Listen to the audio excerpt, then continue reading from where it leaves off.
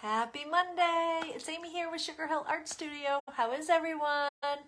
It's art snack time. Woohoo! I can't believe it. It is Monday. It is February 27th. We are almost through with February. That's insane. That is insane. All right. So I am getting things up and running. And okay, here's February prompts. They're like over tomorrow, and I've got a new one coming up.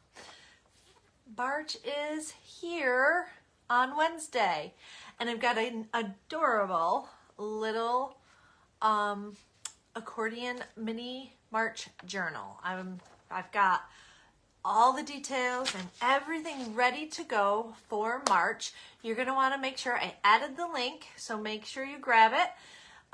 And be sure you're on my email newsletter list, because we're going to start doing a lot of communication that way, and I don't want you to miss anything. Hello, everyone. Hello, Lori. Hi, Pam. How are you? So we are going to start communicating a lot more through email, and here as well, but through email. So you want to grab the link, whether it's up above, down below, wherever it is, probably down below. And make sure you are on my email newsletter list. Hello, Gwen, because I have a lot of details for March and different things to share with you, and I don't want you to miss it. So be sure you're on that email newsletter. Okay, so February prompts, how'd everybody do? Did anybody get all 21 done? All 21? I'm still not done. I'm still not done. I went on a total crazy journaling extravaganza last week, but throughout the weekend I haven't had a chance. So January, February, my journals are 6x6. They follow the prompts. I have them here. I will probably continue this, so I have all 12 for the you did, Trace, you're awesome. So I have all 12 for the year. That's kind of my another one of my goals for the year. So I will be making another March journal. However, I know I'm doing that. I don't know what you all are doing, but this is what I wanted to show you. A little fun mini journal, okay? A little mini journal. So they're 3x3, and we are going to be putting March prompts in this little accordion journal. How cute. I mean, you don't have to, but I want to show you. And you can use this for many, many different things. So I wanted to be sure I showed you all of that. I forgot to share this over into, do one of you mind sharing this video over into the free group for me, perhaps? And you're always welcome. Anybody's always welcome to sprinkle wherever you want to. But here's what we're doing, okay? Right now, if somebody could do that for me, I'd greatly appreciate it. If not, no big deal. All right.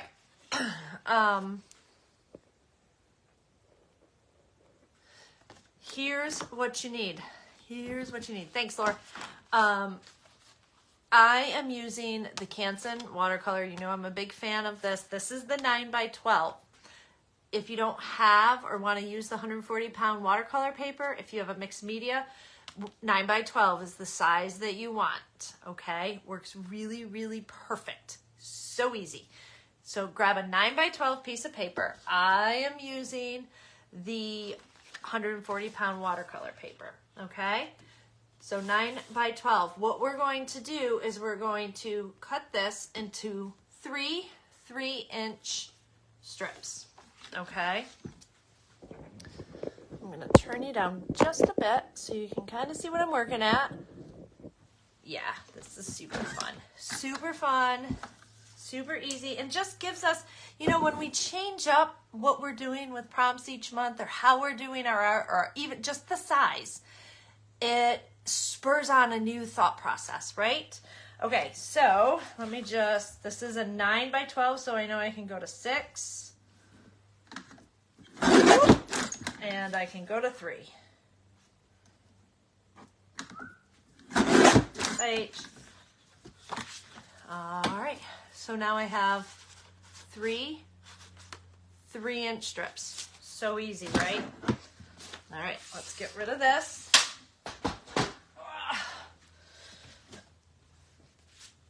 3 strips. Fold 1 in half. Okay, so you're just gonna fold it in half. And you're gonna fold it in half again. Okay. I just watched your bubble live from 21. I didn't know you then. It was fabulous. Oh, thanks, Laura. Yeah, it's an oldie.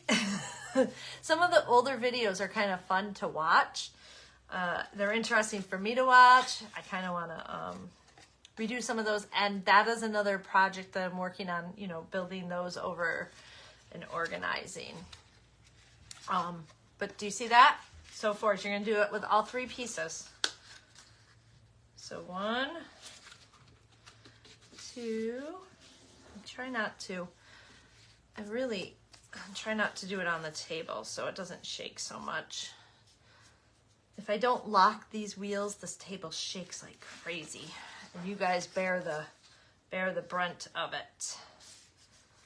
The one downfall for this stand, I'm kind of leaning in. I want to make sure you guys can see what I'm doing, though. You need to see me. You need to see what I'm doing more so. Okay, so now we have 3 strips folded into 4.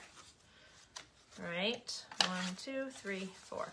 And I kind of fold them the opposite way. You're going to accordion fold them.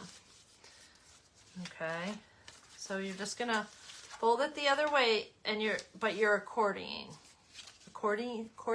Folding it in an accordion style. Accordioning, what is that? But I like to fold whatever side I did in an opposite direction, just so it's got a good bend to it. Okay.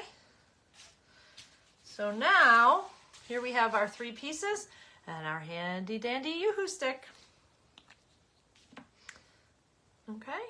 So right there, and we just need to interlock them together so we get a longer journal. Okay, do you see? I'm just gonna interlock these together with glue. There's other ways you can do it. This is the easy, simple way that I like to do. So I just put it down. This Yoo-hoo glue stick, if you don't have one, invest in one. It's the bomb, baby. And you're just gonna lay that right in there. Okay, there's one. And we're gonna do the same thing again. We're just gonna slide that in there. Just get the glue on there. I'm sure you could use a lot of other different types of glues if you want, but I love this glue stick. It dries quickly. It's not too goopy. It holds perfectly well. This nice thick paper. Okay. I know that was so crazy, right? Now, you're going to just make sure everything, your book is folded into an accordion. And you have 2, 4, 6, 8, 10. So you end up with 20. Okay. You could do, you'll have 20 prompts instead of 21, or you can add in another strip. It's up to you. Or you could do a little tip out, which if you sign up for my newsletter, make sure you're on the email list, you will get a bonus little feature. And I'll show you how to do like a last tip out kind of thing. So here we go. All right. Want to know what I'm using? Want to know what gets me really bright, fabulous colors? Tombow markers. Tombow markers. You can get away with just one pack. I think a pack, like just their color sets come in 8 or 12, probably closer to 8. And when you catch them on sale, whether it be one of the big craft stores like Michael's or Hobby Lobby, or from Amazon or Dick Blick Art Supply. There's a lot of places. Catch them on sale or use the coupon. They're well worth it. They'll last a very long time. Okay, we're just going to start. You kind of pick a side. I got you hooked on tombows. They're really versatile. They're water soluble. Now you could use watercolors. You can use acrylic. You can use whatever you want. Here's what we're gonna do. I have a little bit of water here. Okay. I have just my scrap towel. I do have a paper towel too in case I need to blot a little bit. I'm gonna move this over. You don't need that right in your way. My tombow markers, and I did grab just some of the, I have these in case I want to get into them, watercolors. But for that bright color that you guys are always commenting on and loving, right? That bright color comes in tombows. It also comes in, you can use mermaid markers, you can use inks, you can use anything you want to. Just remember, like the tombows, your watercolors, your mermaid markers, your inks, not all of them are permanent, steadfast. So as you layer on top, you need to be aware. I know that whatever I'm layering on top of this as I work along is going to be perfectly fine with the tombows.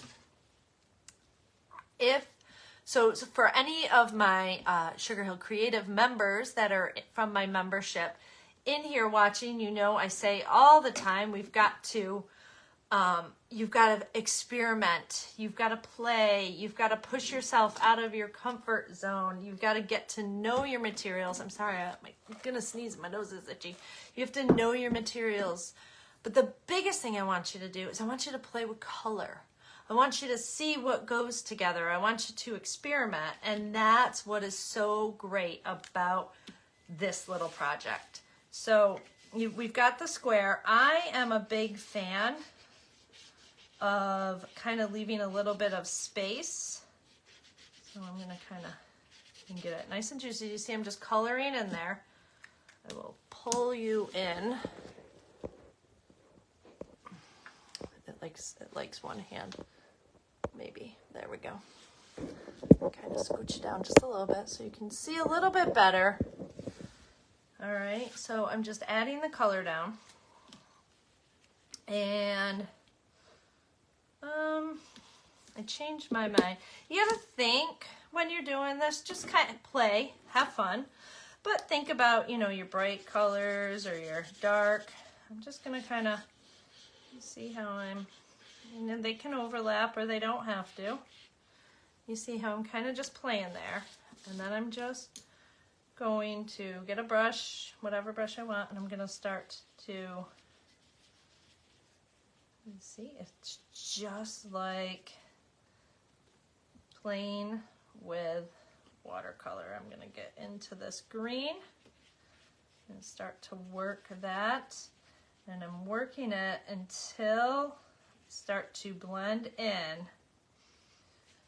Okay, so do you see how I start to blend the two colors together? I actually like my round a little bit better. And I'm just deciding, you can leave some white. Don't be afraid to leave white, I should say. Okay, the amount of water you have allows you to get to know your color. You're pulling some of that green, you see that?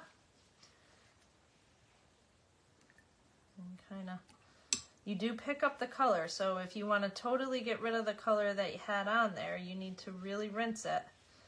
You can pull it, and you're just going to kind of play until you get what you want. Don't resist overworking it. Okay, resist overworking the color, especially on the inside. I'm going to just kind of pull that down a little bit more. And there's my first square. Let's kind of rinse that off. Make sure I'm still in view. And let's just go to another. You could do a total square around. And you can be very specific or random.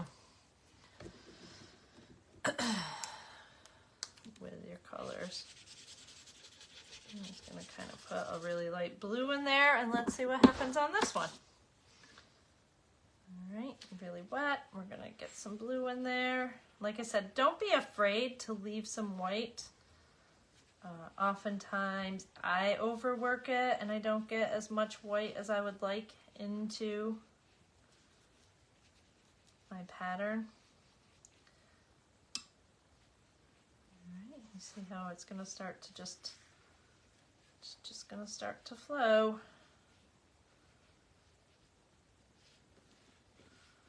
So fun. And so each square, you're just going to play with your colors, and you're going to start to determine, you know, what you like, how you want to blend your colors together, and it's just a new little canvas each time. Each time. I love, love, love this. So far, what if we go in circles, and then we bring it out into some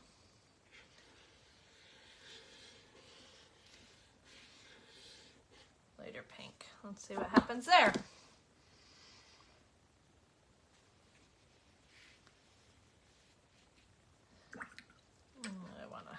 I want to get to the outside first. Oops.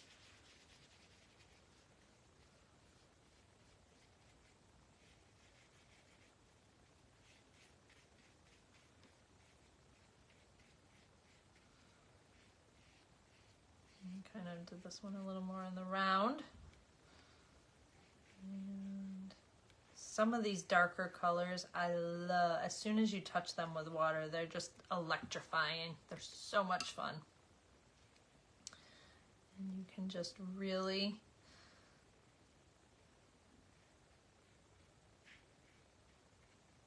bring your color around. You can get it to run.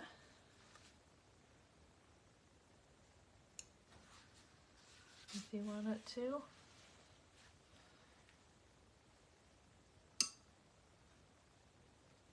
Right, and give it to run a little bit so I get that pink pulling through there. See, I mean, when I tell you guys this is very relaxing, I'm not even kidding. And you can see how fast everything happens, like how fast it comes together. All right. And for me, like just kind of sitting here playing with the colors is the most fun. I absolutely love. And I like trying some darker ones on the middle and some light, but they don't have to be, you know, what if we kind of run that? Maybe a little bit of that pink, and we'll come into big orange.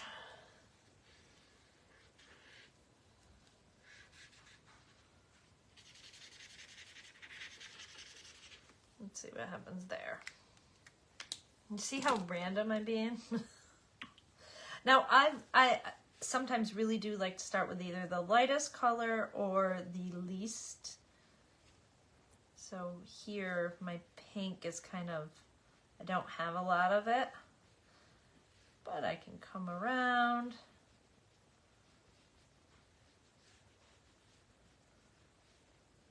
And come in here. Okay, and I got into the yellow. Now let's activate this girl. I love this. This orangey color is actually, it's 905. It's just a pretty, not quite salmon, but not quite melon. It's got a lot of pinkier tones to it, so I love it. And I want some of that to stay through there. I like it. Super easy, right? Now, if you were working, that's the tombows. But, oh, goodness. I have beat this thing up. My white gouache has cracked and gotten all over everything in here, and I just cracked it again. But you could, say for instance, you're using watercolor, and you certainly can mix them up. You can mix your watercolor with your tombow or whatever, but I can just add some water down in there and get into my opera pink because I love it. All right, let me make sure I'm still in frame, and let's kind of touch some, do a little wet on wet. And let's go with, where's my lighter purple? They're all mixed up right now. I think it's this one.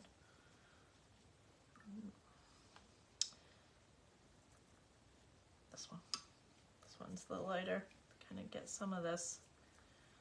Now, obviously, you can go very bold with a color like I am, using all different types of colors. You know, March is the, month, when I think March, I think rainbows, probably because of St. Patrick's Day and the leprechauns and the pot of gold. I don't know, but they bring, you know, it brings rain. It's a change of season. I definitely like rainbows in March, and so having a plethora of color here kind of reminds me of a rainbow. I'm just going to pull that and bring it. Okay. And remember, if something's going too dark or too light, or you don't really like what's happening, you can blot these. You can blot them. This one, if I really don't like how they're blending in, which I don't mind it, but look at, I could practically take it all off, right, and start over again. Just enjoy it. If you don't, it's damp, so you don't want to take a tombow to damp paper. You need it to be,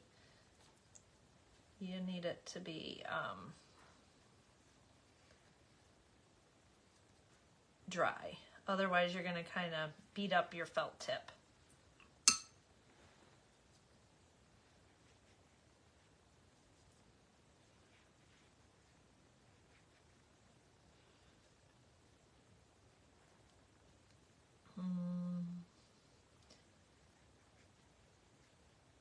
Just add a little bit back in here.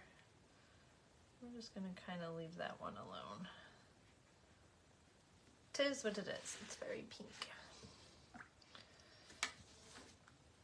And so just have fun laying your colors down. And then I will do a little bonus in the email of different ways to attach. And of course, I will introduce to you my favorite, all my favorite little ribbons and places where I buy them. I make sure that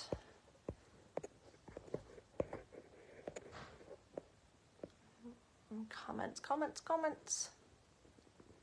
The pink one looks like, it did look like a geode, didn't it? So in the newsletter, I have different ways to attach or whatnot, but I just love my sari ribbon, or you can use some handmade ribbons that you've made, perhaps.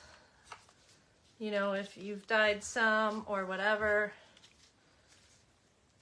there's something about just adding a sweet little ribbon around a journal.